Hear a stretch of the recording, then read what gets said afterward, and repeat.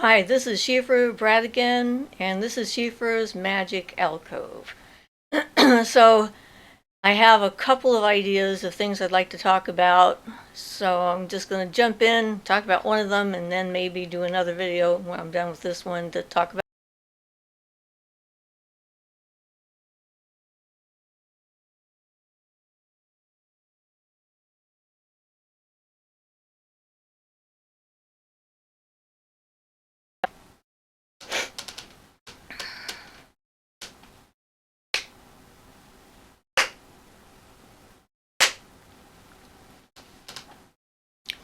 Hi, this is Siofra Brad again, and this is Siofra's Magic Alcove.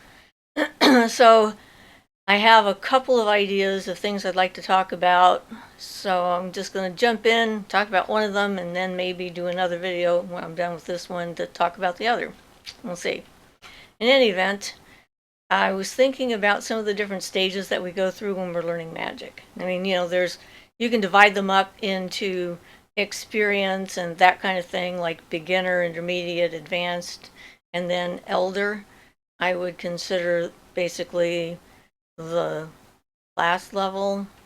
I don't know, words are not necessarily the right, it's not necessarily categorized that way, but it sort of gives us a jumping point from which to try and look at the different pieces that I've experienced and seen throughout my life.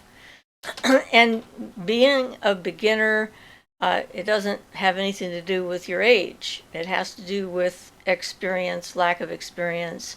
Um, It just means that you have suddenly realized that this is a path that you're interested in pursuing and you want to follow it through and see where it leads.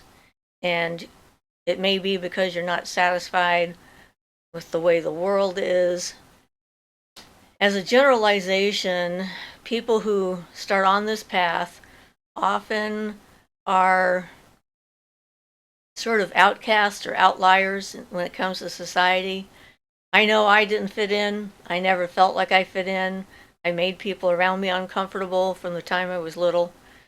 So I think that that's not an uncommon scenario that those of us who are destined, and if you want to call it that, to become magical beings and walk a path of witchcraft, paganism, or whatever, because if we don't feel like we fit into normal society, average, everyday kind of stuff, people have goals, they want to get a better paying job, they want to get a place to live, they want to find a mate, they want to have a family, they want to continue a tradition, that kind of thing.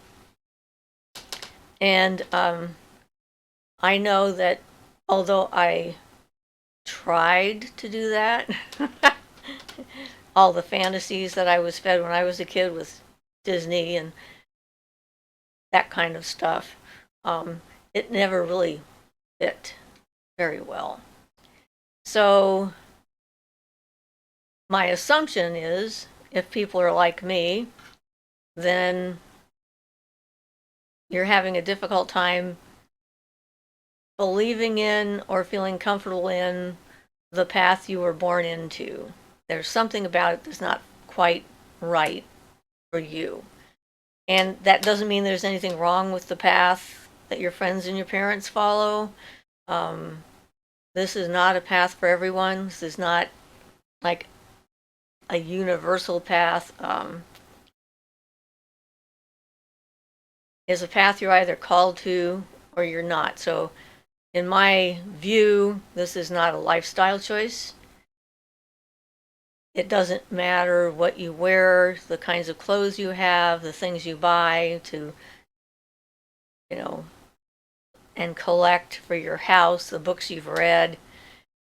It's about the inner relationship with you and yourself in the universe. It's like that's what it's essentially about. So if you've already been somewhat disaffected from society at large and you start on this path, that gap between you and where other people exist is just going to get bigger. And it can leave you feeling isolated and alone. confused. Unfortunately, it seems to be a normal reaction from the average human who encounters someone who's walking this type of path to either be afraid of or misunderstand and try and stop them from doing what it is that we're doing. And what is it that we're doing? We're trying to develop our own personal language and communication with the universe and the things that exist around us that are not us, as well as the getting to know ourselves. So I think that in the beginning there's a lot of confusion that people go through, and I see them sort of as tests because, I mean, at any point in the journey, you could suddenly decide this is a bad idea and revert back to your beginnings. As Starhawk says, it's not enough to reject a spiritual path or religion. It has to be completely replaced with something else. Otherwise, there's just a vacuum. And it doesn't work if there's just a vacuum. So in the beginning, everyone is, people are excited, curious, as well as overwhelmed, because there are so many different ways to approach this, and none of them are wrong. That's something to keep in mind, especially when you start, because your first teachers are going to be very influential as far as what you believe and what you think. So if you're just beginning and you get a person who is confident in what they're doing and believes that what they're doing is the only right way to do it, that is sort of a red flag. Because when you become more advanced, you realize there's a lot of different ways of doing the same thing. It's not like the structure itself that matters. It's the mindset of the individual and the interrelationship that they are evolving with the universe. So if you have an instructor currently who is telling you that they know the only correct way of doing magic is blank, fill in, then I would suggest starting to look elsewhere. Because although it seems comforting to feel like someone who's teaching you knows everything that's going on and is teaching you the right way of doing things, in the end, it's not real. It is a substitute for whatever path, religion, or whatever it is that you are leaving and coming into this for or from, or, bleh. Words. So, and also beginners aren't sure that any of this is real. They hope it's real, but they're not sure that it's real. They're not sure how much of it is real. And of course, it doesn't help all the magical, supernatural shows that are out there that show these extreme abilities like, teleportation or flying or, stopping time like in Charmed, or seeing the future so visually that you have no question as to exactly what it is it's talking about.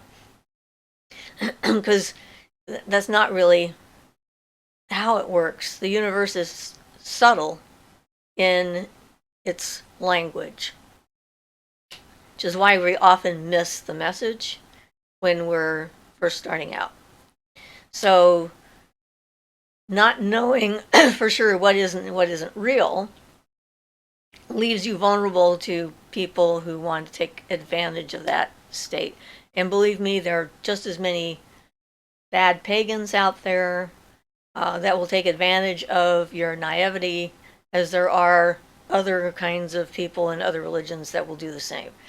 There's just as many cults at this point in paganism as there are in Christianity or Buddhism or whatever. All it takes is an unscrupulous individual to take advantage and manipulate the people that are there and see what your desires and your needs are and find a way to make you think they're being fulfilled, at which point you're very grateful for that, and you really want to learn, so you sort of feel drawn to that person. But really the point of the path is becoming individualization is, or individuation is really the ultimate goal of the path, in my opinion, which means knowing who you are and knowing yourself. So back to in the beginning, when you have all these things that you can be drawn to, it's a fine time to explore all different possible avenues, just remembering that you don't know enough to be able to tell what's bullshit and what's not. That'll come later. But if you're interested in astrology, that's not a bad way to go. If you're interested in scrying, crystal ball gazing, divination, there's nothing wrong with that. Reading a lot of books, trying to learn how to do the process, the reason for the structure, and trying to understand what that means and what it's all about.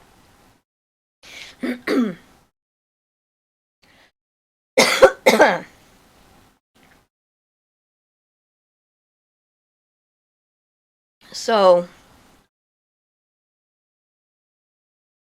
try not to get too caught up in thinking that you have found the true way to get wherever you're going. And sometimes in the beginning, people are drawn to this because they want to have control over other people, which is an incorrect motivation for walking the path, because it's more about getting control over yourself rather than others. The only thing you actually truly have any control over is you. You are the one who can change. You can change yourself. As you change yourself, your environment will change around you, because the people who are attracted to the things about you that don't work, when you fix those things, will leave you immediately. So, in the beginning, you can often have some extraordinary experiences that make you believe that magic is real, but they may be few and far between. And that's the thing, is like, there's no reason really to expect that just because you have like a divine encounter with a divine intelligence and it kind of blows your mind and blows your socks off and all that other stuff, that that's how it's going to be all the time, because we're in a life and balance is key. So you want to balance what you're learning in magic with existing in your life. And magic is not always the solution for whatever societal issues you might have. Some people don't recommend that beginners do any spells at all, and I understand the reason for that is because at that state, we really don't understand the concepts well enough to understand the potential consequences for our actions. So my recommendation is to do the self-work, do the inner work. If you've had trauma in your life, see a counselor, get therapy. If you have problems with brain chemistry, it's okay to be on medication. I've noticed that there are some groups out there that judge people for having to take medication for a mood disorder or whatever, and say that, you should be able to fix it all with magic. And I think that's a guilt trip and not necessarily true. It might work for some people, and it probably has worked for a select few, but you're in a body. You have to interact with that body. You have to accept that body where it's at. You have to work within the limitations of the body that you inhabit. And if you can get help through medicine or, psychology or psychiatry or whatever it is, it doesn't mean that you're a weak person or that you're less valuable to the universe than someone else who doesn't have any issues they have to work through. And if you have a lot of issues, it doesn't mean you're being singled out by the universe to be tormented. It just is the way it is. And the easier or the earlier we can accept the fact that this is the one we're in, these are the limitations of the one we're in, it needs this much sleep, it needs this much food, it needs this much entertainment in order to stay well, the easier the rest of it will come. So my ideal beginner kind of thing is starting to practice some of the things we've got in our videos, like, the basics. I have an entire playlist of basics of ritual and so forth. That is good for both beginners, intermediates, and experienced people because it goes through some of the things that really don't seem to come up in books, at least not books that I've read. So if all of a sudden the people around you change, don't worry, it's normal. But also you have to be on alert. And because as you progress and get better at whichever part of the path you've chosen, that's when the unscrupulous types will start to descend upon you because they'll notice you and try and manipulate what's happening to you to their advantage. It's sort of hard to explain, but not even that. It can be a simpler thing, like if you join a group, join a coven. We all have these ideals in our minds, projections that we put out onto the universe. Like my ideal coven would be a group of like-minded, well-rounded individuals who don't have serious drama, who understand that I mean what I say and I say what I mean, and I don't have to constantly explain myself or apologize for something that's been misunderstood. The reality has not been that way. Apparently my ideal coven does not exist, at least not in this life. And people, what they're going through, what they're working through, and the projections that they have on everyone else around them make it difficult to navigate. And so there's a period of being crushed, having your expectations completely not met in such a way that it hurts.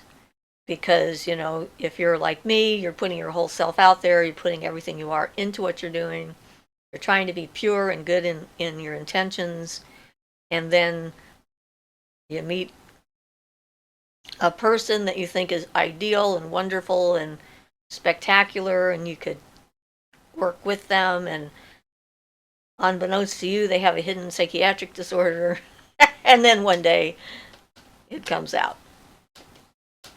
It's one of the reasons why I like nature spirits and other types of spirits and nature itself generally better than people, because it doesn't project. I mean, nature isn't projecting onto us what it expects us to be. It just sort of accepts us where we are. And it knows better.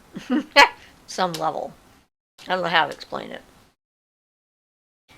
But when you get into being an intermediate witch, you're more comfortable with the basics, like with casting a circle or working with the elements, more control over yourself. There's still things to work on, of course, but you understand the concept of magic from a deeper level. You can start to feel on a regular basis, on a day-to-day basis, really, the mood or movement of the universe around you, wherever you happen to live, wherever you happen to be. Each place is going to have its own rhythms, and tuning into those rhythms is the process of becoming more in tune with the universe. And you start to have more experiences where you encounter things that make you go, huh? I never knew that could happen. And you start to meet more people who are like-minded and actually know what they're doing and so forth, which is a good thing, so long as they're not the ones that are trying to teach you their way is the only way. Group work can be challenging because of that. But at that point, you can blossom into a deeper level of understanding the worlds of, not worlds, but moving edices of energy worlds, and how they come and go throughout your life, and become more in tune with those things. And then you start to really be able to read the world around you as to when is the world or the universe trying to put a stop to what you're doing because you're endangering yourself and you don't know it, or this is not a good idea for you but you don't know it. And and when is the universe challenging you to make sure that you're ready for the next level? Because if you're not ready for more, then getting more is just confusing and overwhelming. And it's usually in that intermediate stage that you start to want to teach other people what you've learned, which is nothing wrong with wanting to teach other people. When you're trying to teach as a beginner, that sort of compounds errors and is generally not a good idea. So like all the movies where the teenagers in high school are making a coven and getting together and doing all this magic, pretty unrealistic as far as its effectiveness. And because you're not fully formed yet in your own brain and you haven't completely identified who you are and defined who you are as a person and who you want to be as a person and where you want to go with yourself. So, it's not the right time to do that. But as you get more experience, it becomes the right time to do that kind of thing. And no matter what level you're at, there's always that refining of who you are and defining who you are. And if you've managed to get to your core self, then the definitions are fairly straightforward. They're not confusing. They don't offer up tantalizing hints of this or that you can't possibly reach. You get things that you can do, ways that you can be. And then at that point, you hopefully start to attract people who are at least at the level you're at. And the danger of getting involved with other people is the tendency for people who have something a little bit off, making everyone else a little bit off with them. And so, again, balance is important. If you're going to do group work, balance it with individual solo work, with your own personal encounters with the universe, with the trees and the grass and the sky and the air and whatever happens to be outside your door. Or travel to go somewhere where you can do that. Because the relationship that we're missing is that. It's a natural relationship that everything alive on the planet but us has. Every cat, every dog, every turtle, every tree, every flower, every bee, they all know their purpose, they all know why they're here, they know what they're supposed to be doing, and they go about getting it done. We're the ones who run around floundering like, crazy people. Sometimes making ourselves crazy in the process. And I know I've said on other videos that you don't have to have a higher purpose. There doesn't have to be a reason why you're here. Something huge that you're supposed to accomplish. Small things can have big impacts. So if you can take care of whatever the universe puts in front of you, even if it's something small like picking up someone else's litter on the beach, you're still evolving that relationship with the universe and you're paying attention to what's going on around you. And the universe notices that. And so do the spirits and the gods and goddesses and so forth. So when you become more advanced, you still have some of the other issues, but there's less of them and you get over it quicker. And hopefully at that point you start to let go of the ego problems that can be generated by doing magic and thinking you're special and that you're smarter than everyone else. You know something they don't know, you've got a secret they can't understand, so that makes you more elite, which is not a good way of thinking. Because while on the surface it can seem to be true, when it comes to the core, everyone's in a different place for a reason. We may not know or understand what that reason is, and that's okay. We don't have to know everything. And everyone is doing the best they can based upon who they are at the time you meet them. That doesn't mean they're not dangerous, potentially. And you want to stay on alert. If your inner self starts to warn you that someone's a bad person to be around, don't be around them. Follow your instincts. And don't worry about hurting other people's feelings when it comes to that, because you know. That's one of those control mechanisms that we have built in, the accepted social contract or whatever of behavior that we all have when we're wherever we're born into, like, how to be polite in public and all that kind of stuff. And there's nothing wrong with that either. And sometimes you can use that to your advantage. I've had some odd encounters out in the world from people who really don't know what a pentagram is, and they think it's the Jewish Star of David and ask me if I'm Jewish, and I'm like, no, I'm not Jewish. And I came up with a response. If somebody said something about it and I didn't know who they were, I'm like, I just love stars. They're so pretty. Don't you love them? Aren't stars pretty? And sort of, pretend to be unknowing. And that can make a good defense. I mean, if you need it, it's a good defense. And you don't owe anyone in the universe or the world your truth or your closest held feelings and beliefs. Those are special, sacred, important, and should only be shared with someone that you trust to take care of them and not try and damage or destroy them.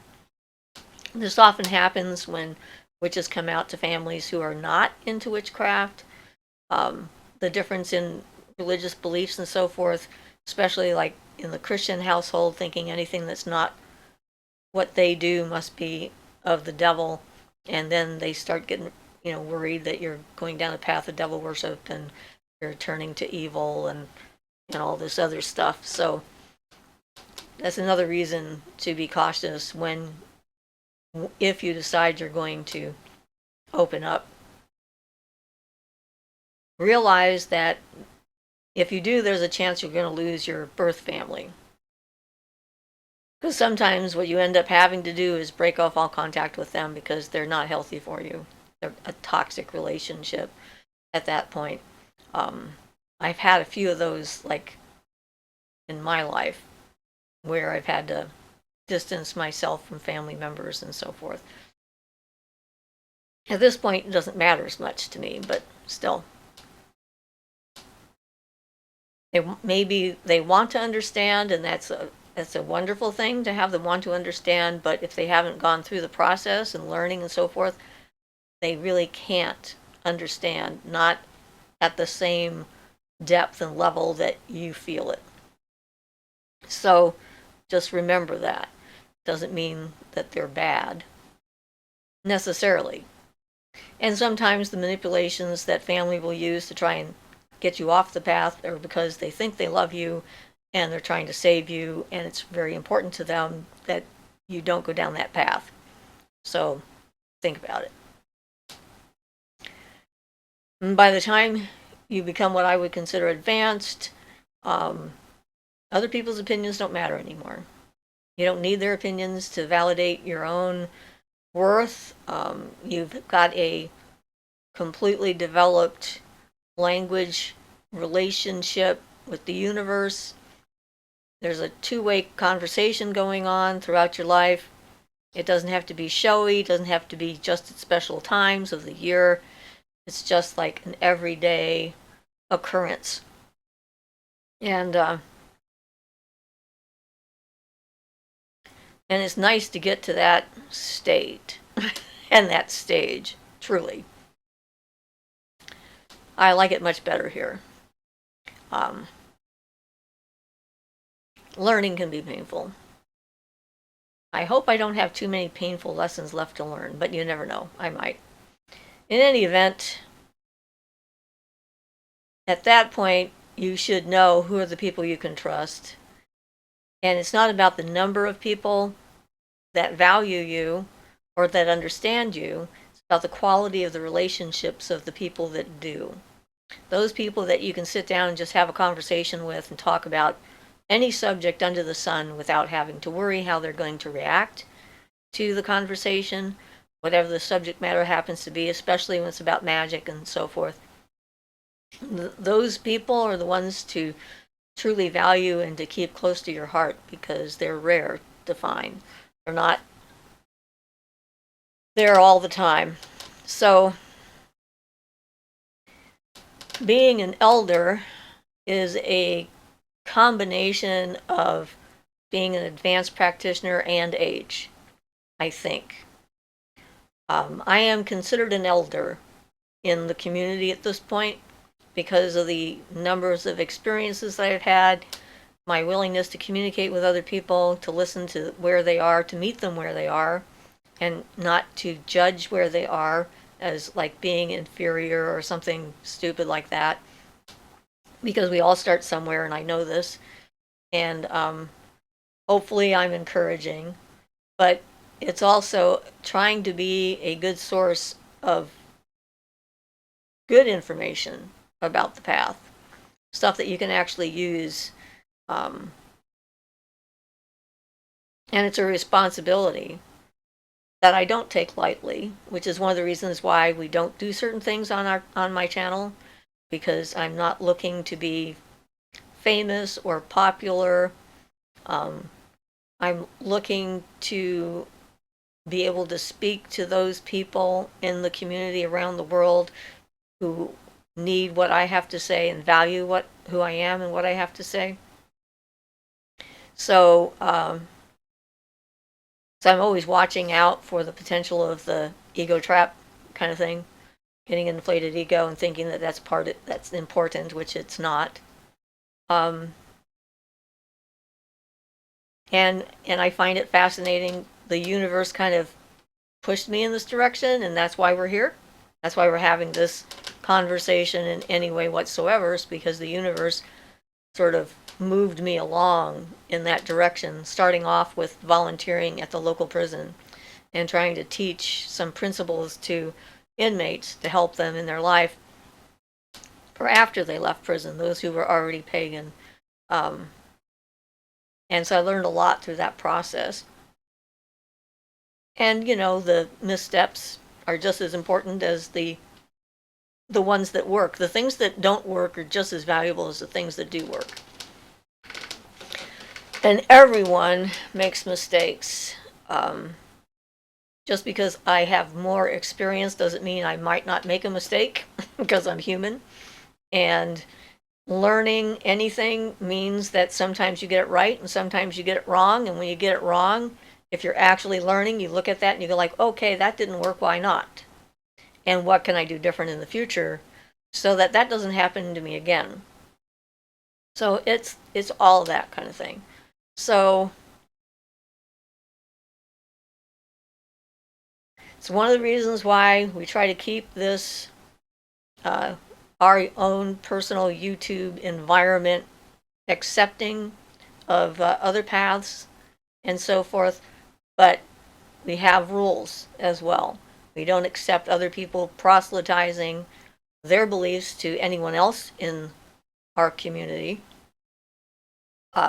Your beliefs are your own, and it's fine to share those beliefs, but if you're doing it in such a way to try and make someone else feel like they're doing their thing all wrong, or that you've got the only answer, then that's not correct for our section of the universe here.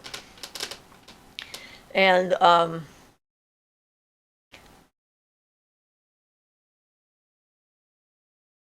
yeah, we definitely do not belittle or anyone for their identity, be it a sexual identity or some other identity. It's like everyone is different, and that's a good thing. We've got a lot of different kinds of trees. That's a good thing. We've got a lot of different kinds of birds. That's a good thing. So, I'm not a person who's threatened by someone else being different from me. I think it's great that other people are different. In fact, it's much more interesting.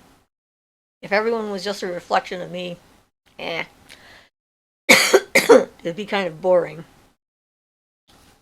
So,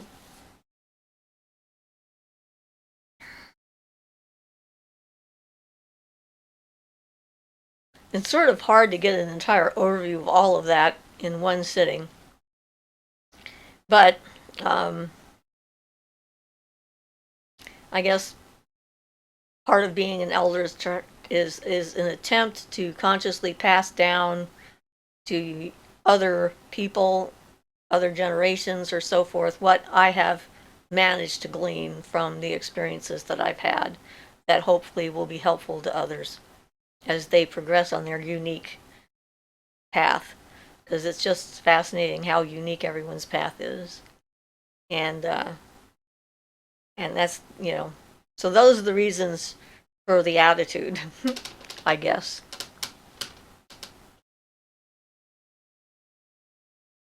And it's not that any questions are off limits, but some questions are more useful to the group at large than other questions. So if they're like a specific kind of question that could easily be looked up on the internet, I'm not actually Google. And if I have a personal experience that relates to the subject, I will talk about it. But I don't know everything, and that's okay. That's not really the point, I don't think, at this juncture, is like to know everything. But I am willing to share what I do know, or what I have experienced, and then people can make up their minds about how that may or may not apply to them. All right, so I guess that's enough for this one, and then I'm going to start another one. So, and we'll see how that one goes. So this is Siofra's Magick Alcove, and I'm Siofra Bradigan. Blessed be.